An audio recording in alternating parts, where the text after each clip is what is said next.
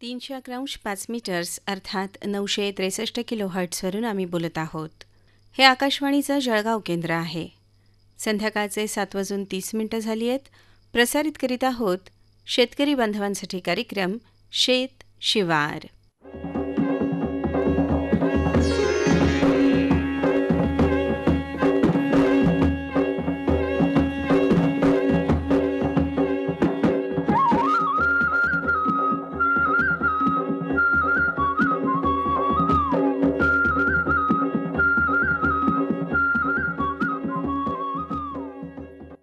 मंडळी नमस्कार. आजच्या शेतशिवार या कार्यक्रमात आपल्या सगळ्यांचं मनपूर्वक स्वागत. मंडळी आज 5 जून. आजचा दिवस हा जागतिक पर्यावरण दिन म्हणून सर्वत्र साजरा केला जातो. जागतिक पर्यावरण दिनाची सुरुवात 1972 मध्ये झाली होती. संयुक्त राष्ट्र महासभेने त्या वर्षी मानव आणि पर्यावरण या विषयावर स्टॉकहोम स्वीडन इथे पहिली जागतिक पर्यावरण परिषद जी आहे ती आयोजित केली होती. या परिषदेमध्ये त्यावेळी पर्यावरणीय समस्यांवर चर्चा करण्यात आली आणि पर्यावरणीय संरक्षणाच्या दृष्टीने जागतिक सहकार्याचं महत्त्व अधोरेखित केलं गेलं होतं. मंडळी यंदाच्या जागतिक पर्यावरण दिनाची थीम जी आहे ती प्लास्टिक प्रदूषणाचा अंत करा अशी आहे. या थीमचा मुख्य उद्देश प्लास्टिकच्या वापरात कपात करून पर्यावरणीय प्रदूषण कमी करणं आणि प्लास्टिकच्या पुनर्वापरास प्रोत्साहन देणं आहे. जगभरात दरवर्षी 430 दशलक्ष टनाहून अधिकचं प्लास्टिकचं उत्पादन होतं. त्यापैकी 2/3 प्लास्टिक हे मायक्रोप्लास्टिक असतं आणि ते लवकरच कचऱ्यात रूपांतरित होतं आणि त्यामुळे महासागरांमध्ये प्रदूषण जे आहे ते वाढतं आणि प्लास्टिक हे मानवाच्या अन्नसाखळीत प्रवेश करतं. मंडळी या थीमच्या माध्यमातून प्लास्टिकच्या वापरात कपात करण्यासाठी जागतिक सहकार्य, कायदेशीर उपाययोजना आणि पर्यावरणीय शिक्षणावर भर देण्यात येतोय. भारतातही जागतिक पर्यावरण दिन जो आहे तो मोठ्या उत्साहाने साजरा केला जातो. शाळांमध्ये, महाविद्यालयांमध्ये स्वयंसेवी संस्था आणि स्थानिक समुदाय जे आहेत ते प्लास्टिक मुक्तता, वृक्षारोपण, जलसंधारण आणि पर्यावरणीय शिक्षण यावर आधारित विविध कार्यक्रम आयोजित करत असतात आणि त्यामधून पर्यावरण जागृती करत असतात. मंडळी पर्यावरणाचं रक्षण करणं, पर्यावरण सांभाळणं हे आपलं कर्तव्य आहे. जर आपण आपलं पर्यावरण सांभाळलं नाही, जर आपण आपल्या पर्यावरणाची रक्षा केली नाही तर आपल्याला बऱ्याच गंभीर परिणामांना सामोरं जावं लागेल. यासाठीच आपण प्लास्टिकचा कमी वापर केला पाहिजे, जंगलतोड, वृक्षतोड थांबवली पाहिजे, तसंच हवेची गुणवत्ता खराब होणार नाही याकडे देखील लक्ष दिलं पाहिजे. आपण आपल्या परीने शक्य तितकं पर्यावरणाशी आपलं नातं घट्ट केलं पाहिजे आणि ज्या गोष्टी पर्यावरणासाठी नुकसानदायक आहेत त्या गोष्टी टाळल्या पाहिजेत. पर्यावरण स्वच्छ ठेवण्यासाठी, पर्यावरणाचं संरक्षण करण्यासाठी आपण निश्चितच हातभार लावू शकतो.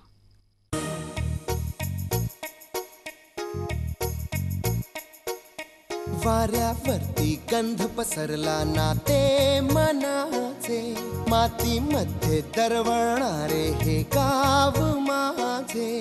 वाऱ्यावरती गंध पसरला ना ते मनाचे, मातीमध्ये दरवळणारे हे गाव माझे. जल्लोष आहे आता उधाणलेला, स्वरधुंद झाला मनी छेडलेला.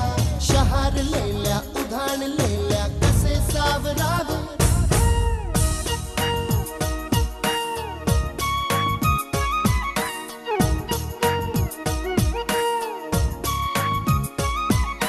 वाऱ्यावरती गंध पसरला ना ते मनाचे, मातीमध्ये दरवळणारे हे गाव माझे.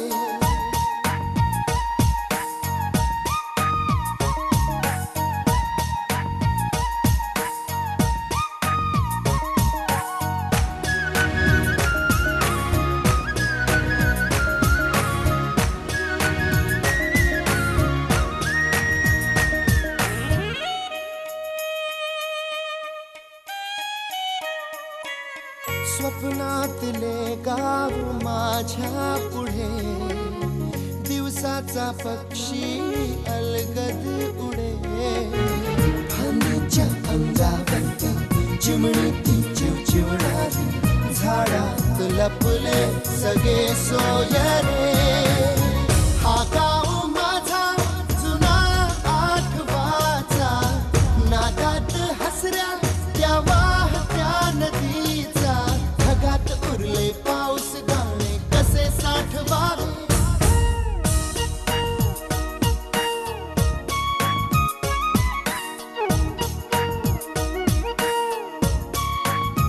हे वाऱ्यावरती गंध पसरला ना ते मनाचे, मातीमध्ये दरवळणारे हे गाव माझे.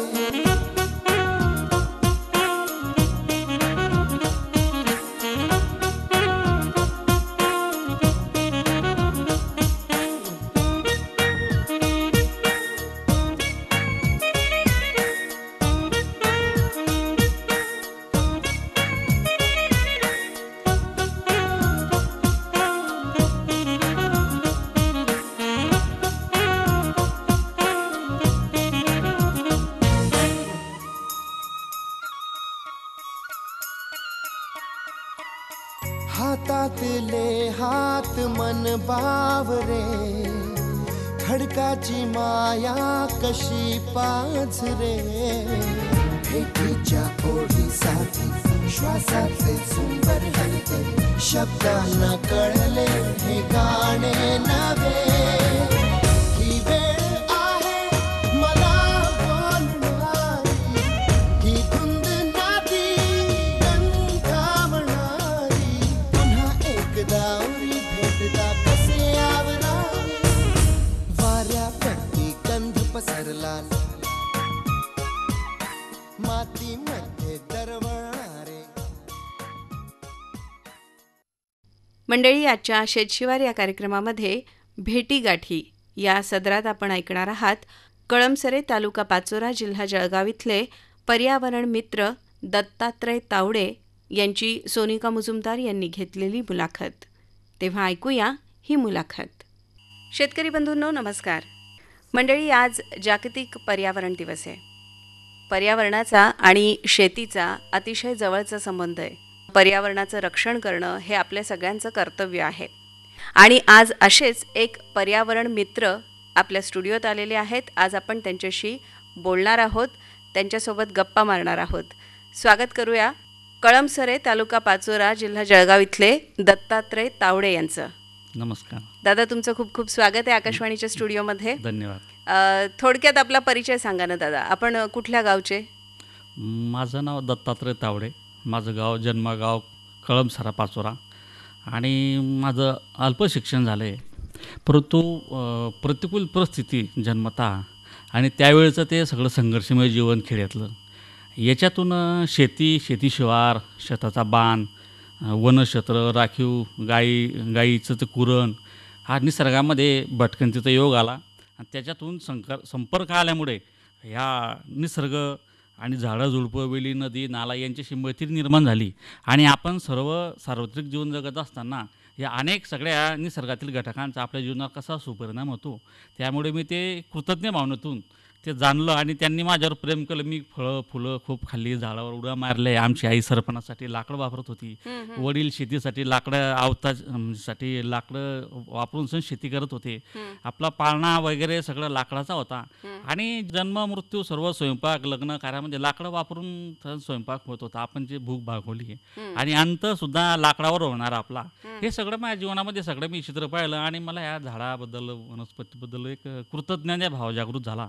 आणि आपण जन्माला आल्यानंतर आपण श्वास घेतो, फळं खातो, फुलं खातो, प्रवास करतो, सगळ्या गोष्टींचा आपण नदी, नाला, डोंगर, पाणी सगळ्यांचा आपण आस्वाद घेतो. तर आपलं कर्तव्य आहे सगळ्याप्रती कृत्रिम उपकार फेडण्याचं. म्हणून मी ह्या झाडं झुडपं, वेली यांचं संरक्षण करावं यासाठी मी स्वतः उंचून सुरुवात केली. माझं कर्तव्य म्हणून माझी जन्मभूमी तेच मी कर्मभूमी केली, माझं कळमसरा गाव, की मला ह्या मुक्त व्हायसाठी याच्यातून. तर मी स्मशानभूमी, गावठा, नदी किनार, शाळेचा परिसर, विद्यालयाचा परिसर, मंदिराचा परिसर, स्मशानभूमी, शेताकडचा परिसर, सगळ्या ठिकाणी मी व्यक्तिशः माझ्या मित्रांच्या, माझ्या गावातल्या लोकांच्या सहकार्यातून, काही माझे काही हितचिंतक मंडळीच्या माध्यमातून मी खूप झाडं लावली. आता तुम्ही जसं म्हणताय की तुम्ही अतिशय छान असं निसर्गाशी जोडलेले आहात अगदी लहानपणापासून. मैत्रीची आमची. म्हणजे आपण जसं म्हणतो की आपण ज्या समाजात राहतो तर त्या समाजाचं आपण काहीतरी देणं लागतो हो. आणि या भावनेनेच आपण मग समाजकार्य करतो. हो. तसं आता तुमच्या बोलण्यात असं जाणवलं की जसं पर्यावरणाने आपल्याला भरपूर काही दिलेलं आहे तर बरोबर. त्या पर्यावरणाचं देखील आपण देणं लागतो. अगदी. आणि त्या भावनेने आपण खूप छान असं कार्य करता आहात. काय काय कुठल्या प्रकारचं कार्य आपण पर्यावरणाशी संबंधित करतात, थोडक्यात त्याच्याबद्दल सांगा. मी रोजच्या दैनंदिन स्वयंपाकासाठी मी गेल्या 25 वर्षापासून मी गोबर गॅस वापर करतोय. बरं. आणि घरी गोठ्यातली गायचं शेणमूत्र एकत्र करून गोबर गॅस आणि त्याच्यापासून होणारा जो मिथेन वायू स्वयंपाकासाठी आम्ही वापरतो. त्यामुळे वर्षाकाठी आमचं साधारण 2 झाडांचं ते सरपण आम्ही वाचवतो. गोबर गॅसचा आम्ही वापर करतो. तुमच्या स्वतःच्या हो, घरामध्ये? स्वतः सध्या चालू यशस्वी वाटचाल चालू आहे गोबर गॅसची. आणि मग तुम्ही ज्या गावात राहता त्या गावामध्ये तुम्ही पर्यावरणाशी संबंधित कुठलं कार्य करताय त्याच्याबद्दल सांगा. मी मोठ्या प्रमाणात सगळीकडे झाडं लावली बरं. आणि समाजाला जागृत करणारी जागतिक वनदिनानिमित्त आम्ही सहली काढतो समाजात जागृत होण्यासाठी. शाळेमध्ये जाऊन विद्यार्थ्यांना प्रबोधन करतो आणि स्वतःच्या शेतामध्ये फळबाग लागवड केली आणि बांधावर मी बांबू लागवड केली, काही साग लागवड केली. बांबूंचा स्वतः आम्ही माझ्या म्हणजे विश्रांतीसाठी माझ्या नर्सरीमध्ये बांबूची पर्णकुटी बनवली की जेणेकरून आपल्याला शेतामध्ये लाईटची आवश्यकता भासू नये. निसर्गात स्वतः बांबू लावला, ते मोठं केलं, संगोपन केलं, ते तोडले, त्याची स्वतः पर्णकुटी बनवली आणि घरामध्ये कुठलं फर्निचर विकत न आणता सगळं स्वतः घरच्या घरी बांबूचं फर्निचर, बांबूच्या खाटा, बांबूचे सगळे बाकडे अशा पद्धतीनं. आणि शेतामध्ये काडी कचरा न पेटवता आम्ही सेंद्रिय खतं तयार करतो, कंपोस्टर कुजवतो, सोडवतो. तुमचं आणि स्वतःचं शेत हो आहे? हो स्वतःचं शेत आहे. माझी रोपवाटिका पण आहे, नर्सरी. अच्छा. हां, त्यामध्ये वडा पिंपळाची रोपं तयार करतो आम्ही. बरं. तर हा झाला माझा निसर्ग प्रेम, निसर्गाबद्दल केलेली सेवा. बरं. तसं माझ्या शेतामध्ये मी रोपवाटिका काही सज्जन वन अधिकाऱ्यांच्या सहकार्यातून मी माझ्या शेतामध्ये रोपवाटिका टाकली. त्यामध्ये ओडुंबर पिंपळाचीच रोपं तयार करतो विशेष. म्हणजे सुरुवातीपासून मी तुमच्या गोष्टी ऐकते तर तेव्हापासून तुमच्या बोलण्यामध्ये झाड आणि वृक्ष हे शब्द इतक्या वेळा आले आहेत की मला आता हे कळतंय की तुम्हाला प्रचंड प्रेम आहे झाडांबद्दल, प्रश्नच नाही, वृक्षांबद्दल. प्रश्न नाही. भगवान गौतम बुद्धाचा जन्म झाडाखाली झाला, अगदी. ज्ञान प्राप्त झाडाखाली झालं आणि त्यांचं शेवटचं देवासन झाडाखाली झालं. तसं माझा जन्म आमच्या दारापुढे लावलेला पिंपळ वड त्याच्या खाली माझा जन्म झाला. माझं बालपण तिथे गेलं आणि जो शेवटचा श्वास आहे माझा तो पिंपळ किंवा वडाखालीच जावा एवढी आपली परमेश्वराकडे मागणी आहे. हे स्वतः करत असताना ह्या पर्यावरण संरक्षणाला अधिक गती यावी, प्रचार प्रसार व्हावा आणि समाज प्रबोधन व्हावं त्यासाठी आम्ही नर्सरी टाकली रोपवाटिका. त्यामध्ये आवर्जून वड उंबर पिंपळ रोपं तयार करतो मी. अरे वा. म्हणजे चिकू मोसंबी हे इतरत्र कुठेही मिळतात पण वड पिंपळ उंबर हे कुठे मिळत नाही आणि ते निसर्गतः बी पासून निर्माण करून मी वडचे रोपं तयार करतो. आणि माझ्या शेतामध्ये जवळजवळ 10-15, 8-10 लोकांना रोजगार उपलब्ध झाला वर्षभर. आणि विशेष स्वरूपात वडाचं रोप तयार करावं लागतं हे लोकांना माहीतच नव्हतं. मी वडाची रोपं तयार केली हे वैशिष्ट्य आहे की माझं. बरं. आणि ते कशा पद्धतीनं समाजात जो गैरसमज होता वड पिंपळ लावू अशुभ शुभ वगैरे अजून बरेच अशा संकलन आहे लोकांच्या, तर तो मी समाजामध्ये शाळेत कॉलेज विद्यापीठ सगळीकडे जाऊन प्रबोधन करून वड लागवडबद्दल लोकांना प्रबोधन केलं, सकारात्मक वाटचाल दिली समाजाला. आणि आतापर्यंत एखादी लाख वडाची रोपं आमच्या नर्सरीतून आम्ही शासन स्तरावर सामाजिक वनीकरण, वन विभाग, कृषी विभाग, रस्ता दुतर्फाचे सध्या हायवेचे काम चालू आहे. अनेक ठिकाणी वड लागवण्यासाठी माझे प्रयत्न आहे. म्हणजे स्वतः व्यक्ती आणि प्रत्यक्ष त्यातून व्यवसाय पण माझा पर्यावरणपूरकच आहे. जगणं पर्यावरणपूरक आहे आणि राहणं सुद्धा पर्यावरणपूरक आहे. असं मी या निसर्गाने पर्यावरणाशी आणि असं जुळलं गेलो आहे. दादा, मला आता असं विचारायचं आहे की हल्ली जे आहे वातावरण जे आहे हे प्रचंड बदलतंय. हो हो आणि या बदलत्या वातावरणाचा कुठेतरी पर्यावरणाशी संबंध आहेच. हो हो हो तर आपल्याला काय वाटतंय की कुठल्या गोष्टी कारणीभूत आहेत की ज्यामुळे हे जे सध्याचं वातावरण आहे हे सारखं बदलतंय? मानवाची प्रगती, मानवाचा जो हवेस वृत्ती, मानवाचा जो सगळा असा निसर्गाला ओरबडून खाण्याची जी भावना निर्माण झाली आहे. पूर्वी कसं होतं, आता पक्षी जितकं लागतं तितकं आहार सेवन करता, फळं खाता, परत त्यांच्या गाठं जाऊन विश्रांती घेतात. जनावरं दिवसभर चरता, पोट भरलं म्हणजे संध्याकाळी घरी गोठ्यात जाता. आता मानव हा शिक्षित झाला त्यामुळे त्याचं तो ते ज्ञान अतिरेकी वापर करतो ज्ञानाचा. सगळं व्यवस्थित होतं साधारण 82-81 पर्यंत मला चांगलं आठवतं. आणि खूप अशी बांधावर शेता खूप छान छान झाडोरा होता. विहिरीच्या जे विहीर ते धाव ते मोठ तिथे खूप असं छानपैकी झाडोरा होता. मोठे आंब्याची झाडं, वडाची पिंपळाची झाडं असं आणि आंबराया होत्या मोठ्या प्रमाणात. त्या आंबरायांखाली खेड्यातले लोक लग्न लावत होते. एका झाडाखाली लग्न लागत, जेवणं खावणं ते सगळं वराड तिथे बसत होतं. अशी समृद्धी होती आणि त्या काळामध्ये म्हणजे वातावरण आल्हाददायक होतं. त्या काळामध्ये गुरंसुद्धा सदृढ होती आणि दूध, तूप, दही सगळं आहारामध्ये होतं. गुरं हो. दष्टपुष्ट होती. त्यामुळे म्हणजे जे मानव प्राणी शेतकरी हा सुद्धा सदृढ होता. गावामध्ये मेडिकल नव्हतं. हो. गुराढोरांना कुठलं औषधाची गरज नव्हती. पण आता काय झालं, आता प्रत्येक जनावर जर तुमचं गाय म्हैस असली, गाभण असली तर तिचा लगेच तिथे औषधोपचार डॉक्टर सुरू होऊन जातो. आणि आपले वनस्पतीच आपण घ्या, तुम्ही लिंबू घ्या, मोसंबी घ्या, चिकू घ्या, केळे घ्या, ऊस घ्या. आज अशी परिस्थिती आहे की तुमचं गायचं जे घासगवत आहे किंवा खाण्याची मेथीची भाजी आहे, एक महिन्याची 1.5 महिन्याची, ते सुद्धा फवारल्याशिवाय येत नाही. तर हे जे कारण झालं याला कारण मानव. काय झालं, मोठ्या प्रमाणात झालेली कारखानदारी, त्यातून निघणारा जो धूर आणि सतत वाढणारं वाहनं, त्याच्यातून निघणारा तो ध्वनी प्रदूषण आणि सध्या प्लास्टिक. मी म्हणतो पूर्वी दूध घेण्यासाठी घरून लोक भांडत नाही, आता लोक पिशवीत दूध आणता, भाजीपाला पिशवीत आणता. आणि हे काय झालं, मोठ्या प्रमाणात वृक्षतोड झाली आणि महामार्गांचं चौपदरीकरण झालं, मोठे मोठे वृक्ष तुटले गेले आणि जे पडीत क्षेत्र जमीन होती ते वैती खाली आणली. नदी काठ नाला का त्यावर झाडं झुडपं होती, शेतकऱ्यांनी काढली गेली, त्या शेती क्षेत्र हे झालं आणि कारखानदारी वाढली, शहरांचा फुगवटा वाढतो, त्यामुळे झाडोरा कमी झाला आणि लोकसंख्या वाढली, श्वास घेणारे वाढले, श्वास देणारे कमी झाले. त्यामुळे हा जो संतुलन आहे हे ढासळलं. आता इतकं परिस्थिती गंभीर झाली, आता इतकं तापमान वाढत आहे. म्हणजे याचं काय झालं, मोठ्या प्रमाणात झाडोरा कमी झाला आणि नको त्या पर्यावरणामध्ये घातक अशा गोष्टी निसर्गात सोडल्या जाऊ राहिल्या मानवनिर्मित. तुमचं सगळं पाणी सगळ्या कारखानदारीचं कुठून म्हणजे गावाचं खेड्याचं सगळं पाणी नदीत जात आहेत. सगळी जलचर सृष्टी जी पाण्यातली ते जीवसृष्टीवर दुष्परिणाम होत आहे प्लास्टिकमुळे. बिलकुल. आता तुमच्या बोलण्यामध्ये आलं की शेतीला सुद्धा तुम्ही आता सांगितलं की शेती पूर्वी किती छान चांगली बहरत असायची. आता तसं चित्र आपल्याला कमी बघायला मिळतं. याला कारण आहे हे सध्याचं वातावरण.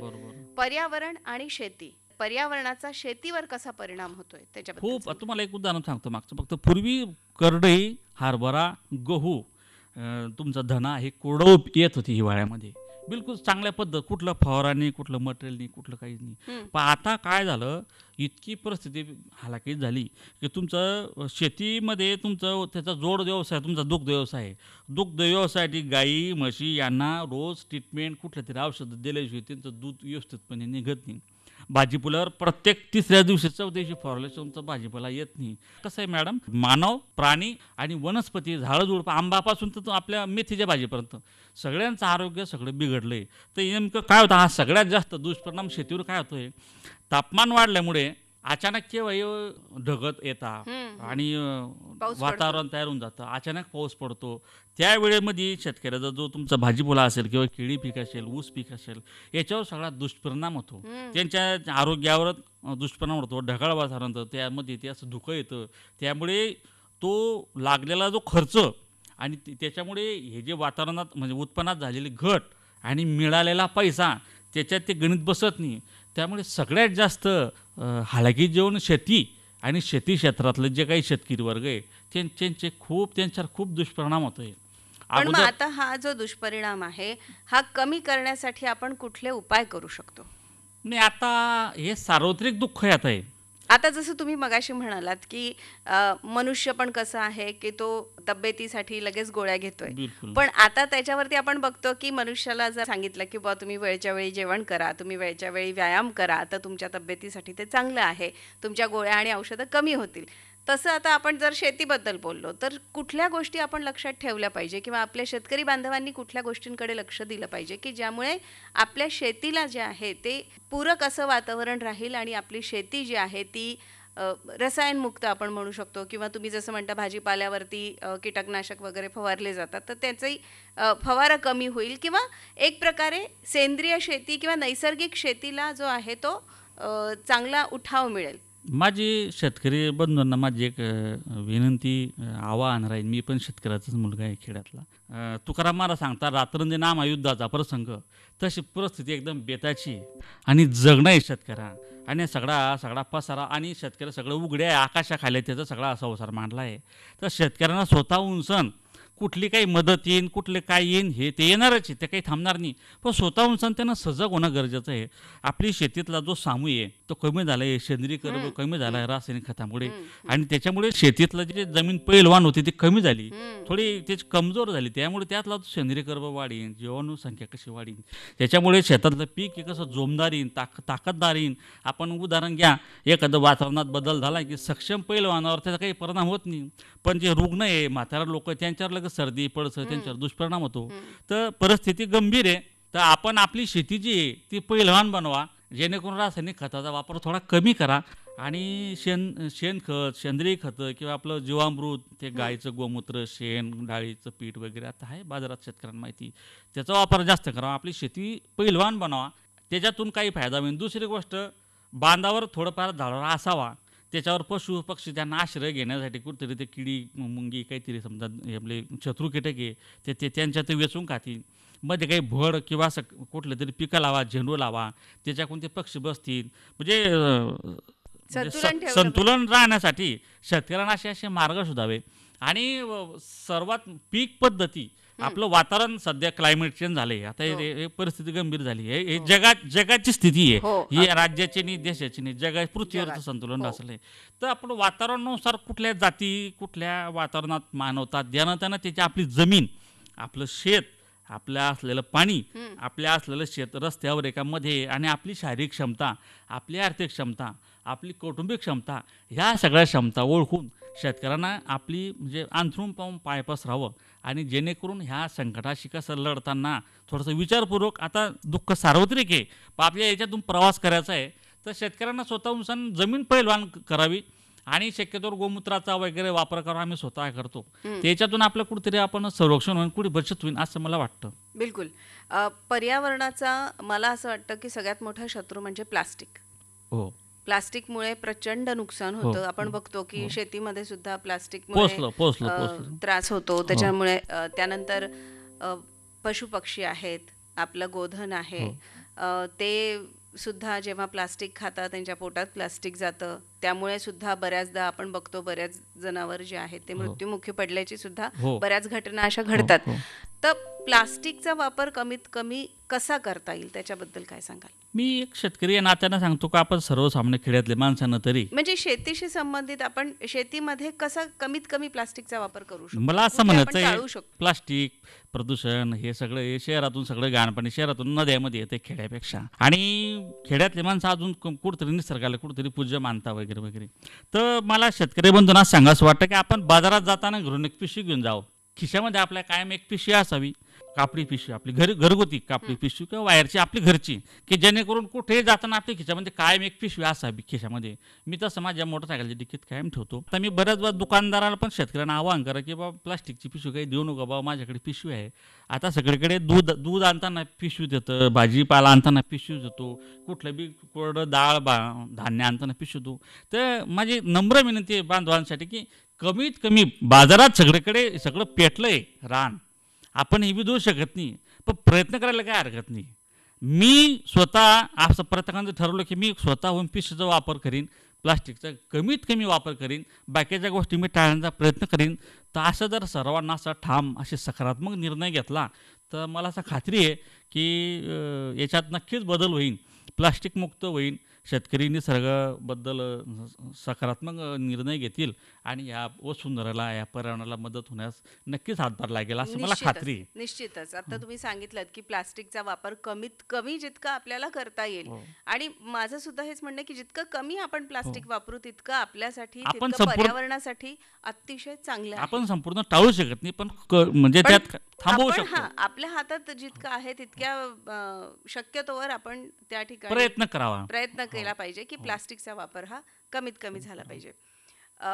दादा, आता आपण शेतीबद्दल बोलतोय, तर सेंद्रिय शेती जी आहे ही पर्यावरणासाठी किती फायदेशीर आहे त्याच्याबद्दल? 100% 100% सेंद्रिय शेती ही शाश्वत शेती आहे. हजारो आता आपली जी संस्कृती, कृषी संस्कृती आता साधारण 10-11 हजार वर्षापासून तरी मानव समजा व्यवस्थित शेती करून जीवन जगतोय. तर हे म्हणजे सेंद्रिय शेती, निसर्ग शेती हे त्याचाच भाग आहे. आपण हे वेगळ्या वेगळ्या व्याख्या पाळल्या. म्हणजे पूर्वी पीक फेरफार होता. ज्वारी तयार कपाशी, कधीतरी उडीद मूग, मध्ये एखादा तास कपाशीचं, मध्ये आंबाडी, काहीतरी त्यामध्ये एखादा भड मानी ज्वारीचा. हे सगळे हे जे सेंद्रिय शेती, हे तुमचं निसर्ग शेती हा त्याचाच भाग होता. आता काय झालं, आपण समान पीक पद्धत आली सगळीकडे, कपाशी कपाशी कपाशी कपाशी. हा, मग त्याच्यामुळे काय होतंय नेमकं, जमीन पीक फेरफार होत नाही, जमीन तापली जात नाही. पूर्वी आपले जे जुने आमचे वाढवड होते ते म्हणत बाबा लवकर नागाटी हिवाळ्यात जर नागाटी केली तर जमीन तर खत पडतो. आता आम्ही ते ऐकत होतो, पण आम्हाला तेव्हा कळत नव्हतं खत कसं पडतो. आता आम्हाला ते वैज्ञानिक भाषा कळाली की बा जमीन तापल्यामुळे त्याच्यातले जे काही ते विषार म्हणजे ते रोगराई निर्माण करणारे काही जीवाणू वगैरे असतील ते जमीन तापल्यामुळे ते नष्ट होते आणि पुढचं पीक चांगलं जोमदार येतं, निरोगी येतं, त्या रोगराईचा परिणाम होत नाही. तर तो हा म्हणजे नवीन काहीच नाहीये, सगळं वाढवलं ना सांगून दिलं, पण आपल्याला त्यात आपण त्याला पुस्तकी विज्ञानातून आपण ते स्वीकारतोय. मी, माझी शेती, माझा बाण, माझी विहीर, माझी गाय, माझा बैल, महेश्वर, आमची नदी, आमचा मारुतीचा पार, आमचं शेतशिवार, आमचं धरण, ही आपलीशी भावना जर तयार केली तर हे सगळं संबंध सृष्टी सगळी आपलीच आहे. वृक्षवल्ल्या आम्हा स्वरे वनचरे, पक्षी सुसराळी येणे सुखे रुची एकांताचा वास, नाही गुणदोष अंगायत. तुकाराम महाराज त्या काळात सांगून गेले की ज्या काळामध्ये माणसं जंगलात गेल्यानंतर परत येण्याची गॅरंटी नव्हती, इतकं घनदाट जंगल होते. तेव्हा आमचे सोयरे जे आपले सोय करता आपल्या बाण शेतीसाठी, आपल्या जगण्यासाठी जे झाडं झुडपं वेली त्याच्यावर प्रेम करा, आपलं म्हणा, बस दुसरं काय नाही. आनंद आहे, अगदी आत्मिक आनंद आहे. अध्यात्म आणि शेती म्हणजे ते दोघांचं तुम्ही त्याची एक गोळा बेरीज करा, मग आनंद आहे.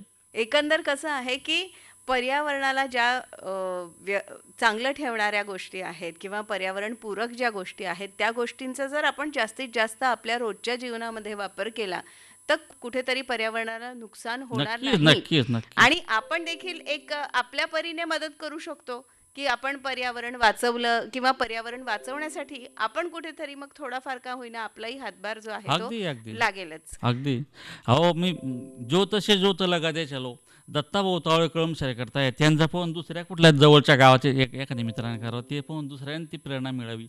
दत्ताभाऊ 1000 झाडं लावता, आपण 100 लावू, 10 लावू, एक तरी लावू शकतो, कमीत कमी प्लॅस्टिकचा वापर कमी करू शकतो. ही प्रेरणा, हा विचार, असतोमा सतगमय तमसमा ज्योतिर्गमय मूर्तिमामृतगमय ओम शांती शांती, अज्ञानाकडून आपण जे ज्ञानाकडे जातो, आपल्याला जे शास्त्रकारांनी सांगितलं आहे तर ते सगळं तेच आहे, फक्त आपण त्याला ज्ञानाच्या स्वरूपात हे सगळं आपलीशी भावना करून आपल्या सर्व संबंध, नोकरदार, शेतकरी असतील, सर्वांनी आपलीशी भावना म्हणून निसर्ग आणि पर्यावरणाचं संरक्षण संवर्धन करावं, हीच माझी या आकाशवाणी जळगाव केंद्राच्या माध्यमातून सर्वांना आग्रहाची विनंती आहे. मला या जागतिक पर्यावरण दिनाच्या निमित्तानं आकाशवाणी जळगावतर्फे मला माझी साधी सिंपल खेड्यातल्या माणसाची विचार प्रकट करण्याची संधी दिली, त्याबद्दल मी आकाशवाणी जळगाव केंद्राचा आभारी आहे. धन्यवाद.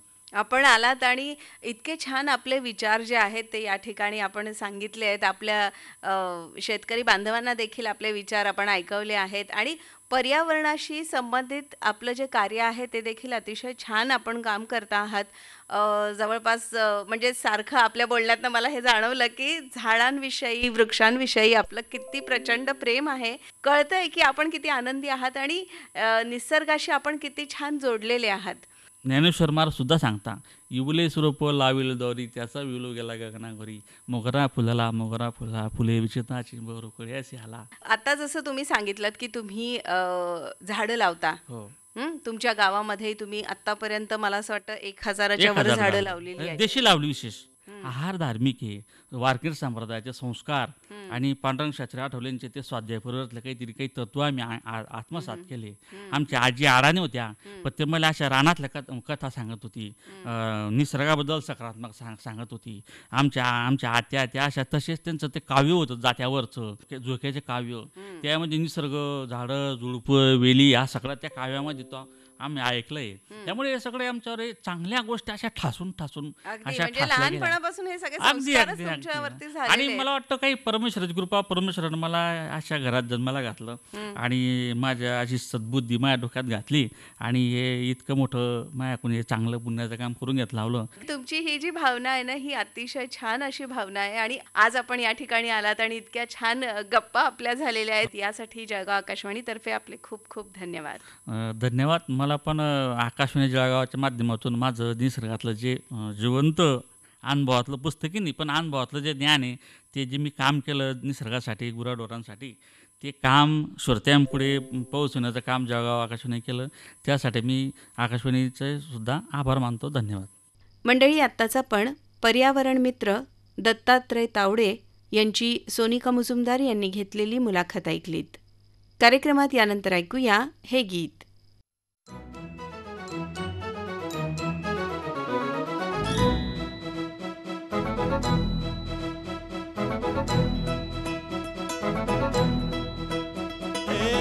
रंगमायेचे प्रेम छायेचे गातसे सप्तसुरानी रे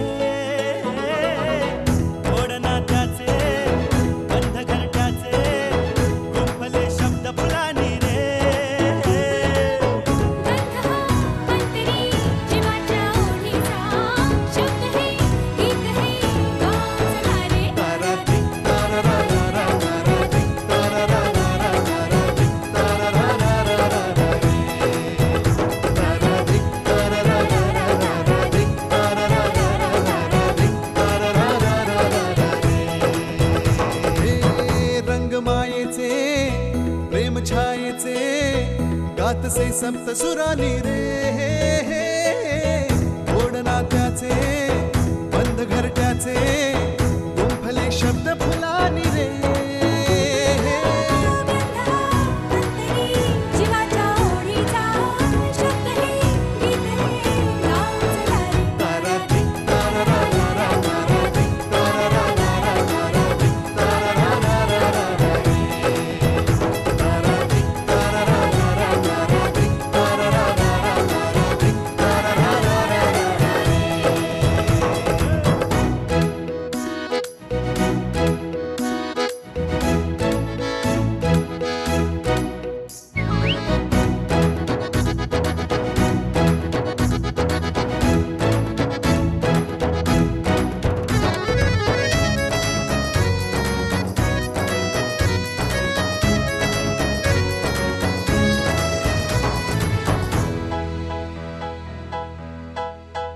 वादळे सोसुनी तुम्ही जपले आम्हा जीवनाला दिला हो कणा खूप हृदयातली दिलेले की परी काय अजूनही हवे हो आम्हा अमृताच्या क्षणी वैभवाच्या सरी दुष्ट लागू नये भावना बोलते आज डोळ्यातली सौख्य सांगू कसे कल्पवृक्षातली ही सावली लाभली ह्या जीवा तारारी ताररारा तारारी ताररारा तारारी ताररारा तारा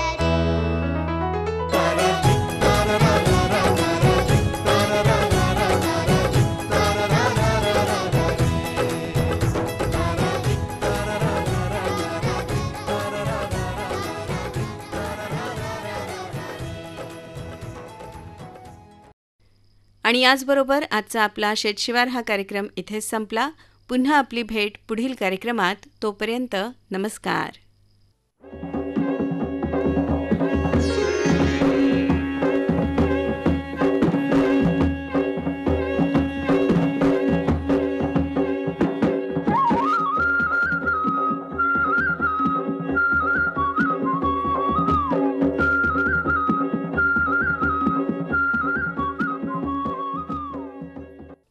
शेतशिवार हा कार्यक्रम आकाशवाणीच्या जळगाव केंद्रावरून प्रसारित करण्यात आला.